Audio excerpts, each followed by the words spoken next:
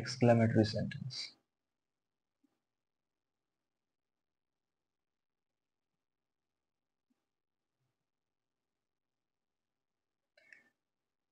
বাংলা হচ্ছে বিস্ময়কর বাক্য।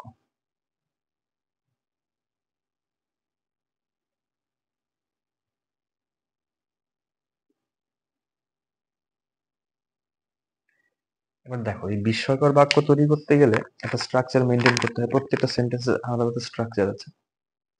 এটাকে আমরা দুভাবে দেখবো আর কি, ঠিক আছে? একটা সেন্টেন্স তৈরি হবে হোয়াট দিয়ে, একটা হচ্ছে হাউ দিয়ে। কিরকম? একটা হচ্ছে হোয়াট, আর একটা হচ্ছে হাউ। কিভাবে দেখবো এটা? আমি নর্মাল একটা সেন্টেন্স লিখছি, তাহলে বুঝতে পারবা।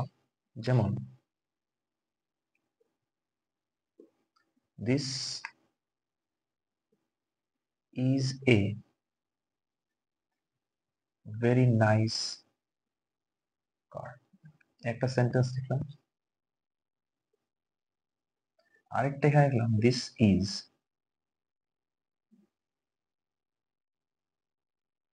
সরি সরি সরি, তো হাউ দিয়ে লিখছি। তো এখানে লিখি this car is very nice. এরকম দুটো সেন্টেন্স লিখেছি, ঠিক?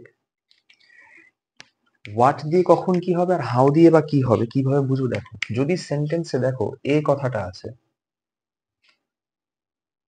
নাউনটা পরে আছে, তখন এই এ থাকার জন্য সেন্টেন্স লিখতে হবে হোয়াট। এ অ্যাডজেক্টিভ কি ছিল? Nice. What a nice. Noun হচ্ছে কার। সাবজেক্ট আর ভার্ব হয়ে যাবে সবার শেষে।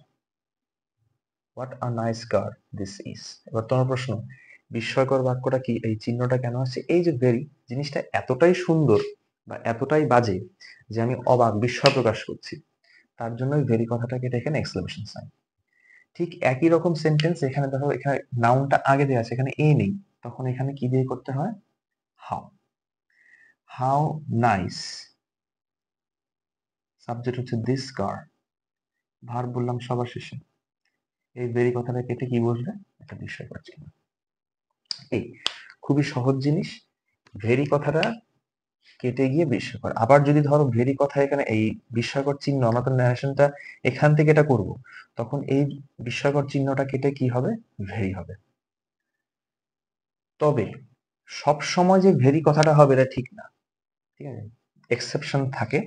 যদি ধরো কোথাও ফুল দেয়া আছে, ফুল, নির্বোধ, বোকা, তারপরে ধরো হচ্ছে সারপ্রাইজ, ঠিক আছে তো, তারপরে ধরো আর কি, আইডিয়া, তখন এই ভেরি কথাটা বসবে না, তখন সেখানে কি বসবে? গ্রেট। এটা একটু নোট ডাউন করে নাও। সেন্টেন্সটা কিভাবে তৈরি হচ্ছে সেটা আগে বোঝো, তারপর ন্যারেশন চেঞ্জে আসছে। বেশিক্ষণ লাগবে না, অল্প সময় লাগবে, একটু লেখো, লিখে নাও। সেন্টেন্স গুলো বুঝি। সেন্টেন্স ফার্স্টে ছিল he said to he said to his friend. আজকে বিস্ময়কর বাক্য। লাস্ট সেন্টেন্স আমরা একটু ঝালাই করে নিই। যখন ফার্স্ট সেন্টেন্স ছিল অ্যাসার্টিভ সেন্টেন্স, অ্যাসার্টিভ সেন্টেন্স থাকলে আমরা সেড টু কেটে কি লিখতাম? টোল্ড। যখন আমরা ইন্টারোগেটিভ করেছিলাম তখন সেড টু কেটে লিখতাম হচ্ছে আস্কড। যখন ইম্পারেটিভ করেছিলাম অর্ডারড, অ্যাডভাইসড, রিকোয়েস্টেড। যখন আমরা অপটেটিভ সেন্টেন্স করেছিলাম উইশড, তারপরে হচ্ছে প্রপোজড, সাজেস্টেড। আজকে যখন এক্সক্লেমেটরি সেন্টেন্স করছি তখন আমরা দেখো কিভাবে অ্যান্সার লিখছি। এক্সক্লেমেটরি সেন্টেন্স তুমি এই চিহ্ন দেখেই বুঝতে পারছো। সুতরাং সেড টু কেটে কি হবে? এক্সক্লেইমড। কাকে করছে? His friend. লিখলাম হিজ ফ্রেন্ড। বলো এইটুকু নিয়ে যদি কারো কোনো সমস্যা থাকে অন স্পট জিজ্ঞেস করবে। কমা ইনভার্ট কমা কেটে দ্যাট। তো এই হচ্ছে আমাদের ডাব্লিউএস কোশ্চেন হোয়াট ছিল না।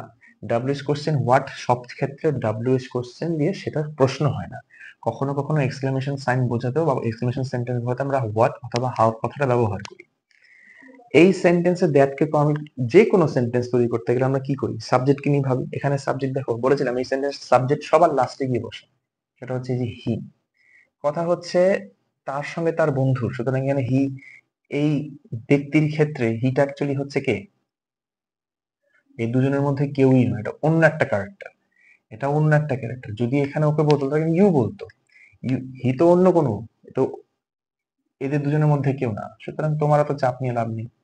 হ্যাজ ছিল প্রেজেন্ট হয়ে গেল যেখানে ছিলাম, হ্যাজ ছিল, হ্যাজ প্রেজেন্ট পারফেক্ট হয়ে যাবে হ্যাড পাস্ট পারফেক্ট। রিটেন ছিল মেইন ভার্ব, লিখলাম রিটেন। এ ছিল, এ বলেছিলাম যখন বিস্ময়কর বাক্য থাকবে, চিহ্ন থাকবে, তখন সেটা উঠে গিয়ে ভেরি বসবে। তাহলে he had written a very, এই যে তোমার দেখো object ready, very classical and precise. Precise কথার মানে হচ্ছে নির্দিষ্ট বা যথাযথ, লিখে দিলাম বাংলা, লিখে নেব প্রেসাইজ সেন্টেন্স। পরের বাক্য আসি, they said to him, said to গেটে কি হবে দেখো, তাহলে দে এক্সক্লেমেটরি সেন্টেন্স, সুতরাং এক্সক্লেইমড, বানান যেন ভুল না যায়, এক্সক্লেইমড হিম, কমা ইনভার্ট কমা কেটে দ্যাট। এখানে দেখো হাউ দিয়েছিল, আগেটা ছিল ওয়ার্ড দিয়ে, ওয়ার্ড দিয়ে থাকার কারণ হচ্ছে এ আছে, হাউ দিয়ে তো এ থাকে না। সাবজেক্ট একবার খুঁজি, তারা বলছে অন্যটা ছেলেকে, সুতরাং এই ইউটা হচ্ছে কে, এই সেই ব্যক্তি, তার মানে হি। আর ছিল প্রেজেন্ট, হয়ে যাবে পাস্ট টেন্সে ওয়াজ, হি ওয়াজ। এ নেই, চাপ নেই, হি ওয়াজ ভেরি স্ট্রেঞ্জ পারসন। সহজ জিনিস। লাস্টেরটা কি দেখো, প্রত্যেকটা ক্ষেত্রে যে ভেরি বসছে, তাহলে লিখি the teacher exclaimed the student, comma invert comma কেটে দ্যাট। সাবজেক্ট হচ্ছে স্টুডেন্ট, এই ইউ, ইউটা অ্যাকচুয়ালি কে, আমাদের এই ছাত্র, তার মানে হি, ব্র্যাকেটে তুমি স্টুডেন্টটাকে অবশ্যই মেনশন করবে। হ্যাভ ছিল প্রেজেন্ট পারফেক্ট, হয়ে যাবে had passed perfect. Main verb ছিল প্রেজেন্টেড, বসালাম প্রেজেন্টেড। এইবার দেখো ভেরি কথা এতক্ষণ ধরে বসাচ্ছিলাম, এবার আর ভেরি হবে না, এবার হয়ে যাবে গ্রেট। কারণ এই যে কিছুক্ষণ আগে বললাম এই আইডিয়া, সারপ্রাইজ কিংবা হচ্ছে ফুল থাকলে আমার গ্রেট বসাই, তার জন্য এখানে বসে গেল হচ্ছে গ্রেট। এবার যদি বলো এ কেন হলো, আইডিয়া, আই হচ্ছে ভাওয়েল, কিন্তু আমি তো গ্রেট বসাচ্ছি, জি তো হচ্ছে কনসোনেন্ট, তার জন্য এখানে এ বসে গেছে। বাস টুকেন তারপরটা একটা আসছে। তিনটে সেন্টেন্স এক্সক্লেমেটরি সেন্টেন্স দিয়ে দেবে, তখন ভাবছো এ তো শিখে এসেছি কি, এর মধ্যে একটু নতুনত্ব আছে। দেখো কি, শি সেড, তুমি তোমার মতো করে অ্যান্সার লিখতে থাকো, she exclaimed, comma invert comma কেটে দ্যাট। ব্যাস, এইবার দেখো টুইস্ট কোথায়। এতক্ষণ ধরে যে তিনটাকে সেন্টেন্স লিখেছিলাম, দেখো তিনটে সেন্টেন্সের প্রত্যেকটা জায়গায় লাস্টে সাবজেক্ট আর ভার্ব সবার লাস্টে দেওয়া আছে। এই সেন্টেন্সে দেখো না আছে কোনো সাবজেক্ট, না আছে কোনো ভার্ব, এরকম প্রশ্ন থাকে অনেক সময়। তখন কি করব দেখো, বলেছে হোয়াট এ হ্যাপি এন্ডিং, কি সুন্দর সে দৃশ্য। একটা সাবজেক্ট তো থাকা অবশ্যই দরকার, সাবজেক্ট তো নেই। যখন এরকম সাবজেক্ট উজ্জ্ব রেখেছে মানে বুঝতে পারছি না কি, এইটুকু তোমাকে একটু মাথা লাগাতে হবে। যদি সেটা বস্তুর ক্ষেত্রে হয় তাহলে তোমাকে ধরে নিতে হবে শেষে হবে ইট ইজ, আর যদি ব্যক্তির ক্ষেত্রে হয় তাহলে তোমাকে লিখতে হবে হি ইজ। যদি মনে করো না আমি নারীবাদী আন্দোলনে বিশ্বাসী, সি ইজ লিখবে, কোনো সমস্যা নেই, ঘটনা একই। তো আমি এখানে ধরে নিচ্ছি কি, ইট ইজ কথাটা উজ্জ্ব আছে। দেখো ইট ইজ কথা উজ্জ্ব আছে, এখন তুমি ধরে নিলে, তুমি সাবজেক্ট ভার্ব পেয়ে গেলে, বসাও ইট, ইজ থাকলে পাস্ট টেন্সে হয়ে যাবে ওয়াজ, ইট ওয়াজ এ, বিস্ময়কর চিহ্ন উঠে গিয়ে ভেরি হ্যাপি, গ্রেট হ্যাপি তো হয় না, ভেরি হ্যাপি, হ্যাপি দেখো অবজেক্ট হচ্ছে এন্ডিং। মানে কি বললাম, মুখ্য বিষয় হচ্ছে কি, কখনো কখনো এক্সক্লেমেটরি সেন্টেন্সে যে সর্বশেষে যে ভার্ব আর সাবজেক্ট থাকার কথা সেটা থাকবে না, না থাকলে যদি বস্তু হয় তোমাকে ধরে নিতে হবে ইট ইজ, যদি ব্যক্তি হয় ধরে নিতে হবে হচ্ছে হি ইজ। ঠিক একইভাবে he said what a gentleman, তাহলে আমি কি লিখবো, সরি, হি এক্সপ্লেইনড, কমা ইনভার্ট কমা কেটে দ্যাট, হোয়াট এ জেন্টলম্যান মানে ভদ্রলোককে বোঝাচ্ছে, মানে হি ইজ ধরে নিচ্ছি, এখন তো শি হবে না, ম্যান তো, তাহলে অ্যান্সার হবে হি ইজ কেটে ওয়াজ এ ভেরি জেন্টলম্যান না লিখে এ গ্রেট জেন্টলম্যান।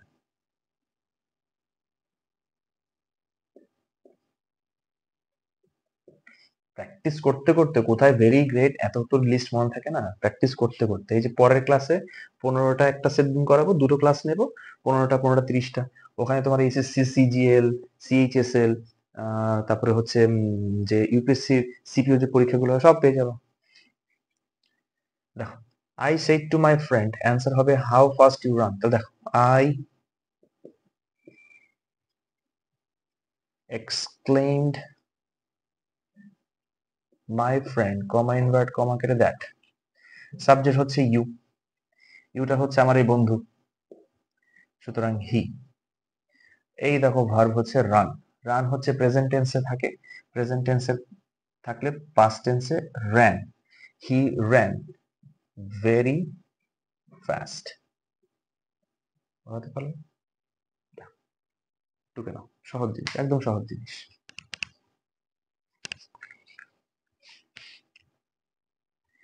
এই একটা সেন্টেন্স পেলাম, তুমি এবার চেঞ্জ করতে থাকো তোমার মতো। কি সেই টুকেটা হবে এক্সক্লেইমড মি। এইটুকুনিতে কোনো কোনো সমস্যা নেই।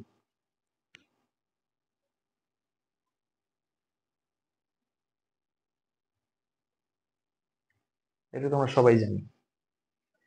যেটা সর্বনাশ করেছে সেটা হচ্ছে এই অ্যালাস, এই কথাটা সবার কাছে নতুন, তার জন্য একটা লিস্ট করেছি কখন কি হবে না হবে। এখন দেখো, এখন কি করতে হয় একটু দেখো। যখন এরকম সেন্টেন্স থাকবে তখন তুমি এই এক্সক্লেইমড, এই অ্যালাস বা এই যে যে সমস্ত বিস্ময়কর কথাগুলো থাকবে তার আগে এই কথাটাকে কাটার জন্য কিছু কিছু কথা তোমাকে লিখতে হবে। সেগুলো কি? যদি অ্যালাস থাকে তখন তোমাকে লিখতে হবে এক্সক্লেইমড উইথ সরো। এইবারে তোমাকে এই টু মিটা নিয়ে আসতে হবে। দেখো, এতদিন পরে কিন্তু টু মি, নাহলে যে সেই টু মিকে টোল্ড করতাম, আস্কড করতাম, যখন এই কথাগুলো থাকে তখন এই যে টু মিটা এখন বসে যাবে। এবার তোমার প্রশ্ন যে এগুলোর ক্ষেত্রে তাহলে কি হবে। দেখো, সবকটার ক্ষেত্রে এক্সক্লেম তো কমন, এক্সক্লেমড উইথ এই কথাটা কমন। অ্যালাস থাকলে কি হবে, সেখানে হবে সরো। যদি তোমার সরি থাকে রিগ্রেট, যদি হুররা থাকে এক্সক্লেমড উইথ জয়,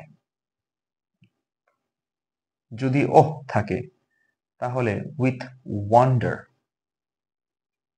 যদি আহা এহে এহে ওগুলো থাকে, এবার থাকে তো অনেক কিছুই, যেটা ইম্পর্টেন্ট সেটা আমি তোমাকে দেখে দিচ্ছি।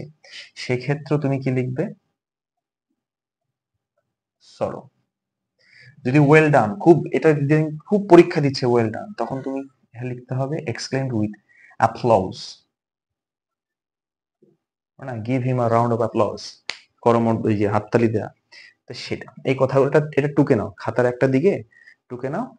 এবার দেখো এখানে আসছি, এবার দেখো আর কিন্তু এক্সক্লেমেটরি সেন্টেন্স এই পার্টটা একটা সাবজেক্ট ভার্ব অবজেক্ট অ্যাসার্টিভ সেন্টেন্সের মতো, ব্যাস তুমি সবে লিখবে। তাহলে আই এখানে কে, যে কথা বলছে সে, মানে এই ছেলেটাই, তাহলে কমা ইনভার্ট কমাকে দ্যাটটা বসি, আই কেটে হবে হি, এম কেটে হবে ওয়াজ। এখানে ভেরি ওগুলো লেখার কোনো দরকার নেই, কারণ এই পার্টটুকুতে এই অ্যাসার্টিভ সেন্টেন্স এইটা হচ্ছে তোমার দিয়ে এক্সক্লেমেটরি করে রেখেছিল, তার পার্ট তো শেষ, লেটা চুকে গেছে। এবার হচ্ছে আন্ডান ছিল, তো বসালাম আন্ডান। বুঝতে পারলে? এই লিস্টটা টুকে নাও, এরকম করে মোটামুটি 3-4টে সেন্টেন্স করে দিই, ক্লাস আজকে শেষ। তাহলে একটু ছোট হয়েছে, ইউটিউবে যারা দেখো একটু জুম করে নিও, হ্যাঁ। বোর্ডটা ছোট তো, চেষ্টা করছি আস্তে আস্তে আপডেট করা। তোমরা একটু পাশে থাকো, তোমরা ভিডিও দেখছোই না, জানি না কেন কিছু বলছো না যে ক্লাসগুলো ভালো লাগছে কি না, ফিডব্যাক না পেলে তো সম্ভব না।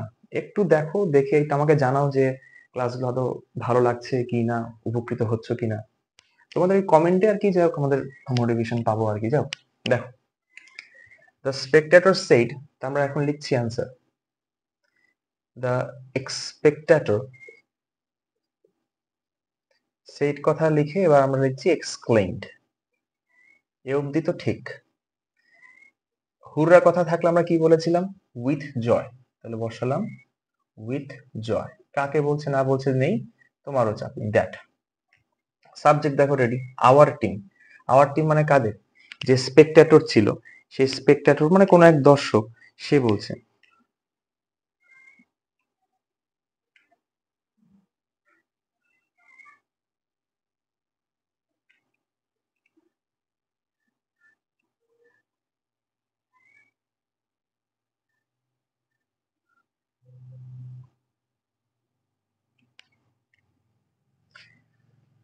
তো সে এক্সপেক্ট আচ্ছা দর্শক বলছে আওয়ার টিম মানে কি, তাদের মানে দেয়ার টিম, হ্যাজ ছিল হ্যাড হয়ে যাবে, স্কোর আছে বসালাম, এ ক্লাসিক্যাল গোল হলো। এবার দেখো ওয়েল ডান একটা দিয়েছে, কি করছি, coach said to get exclaimed, well done এর জন্য কি লিখতে হয়, উইথ অ্যাপ্লজ, কাকে করছে, টু দ্য প্লেয়ার,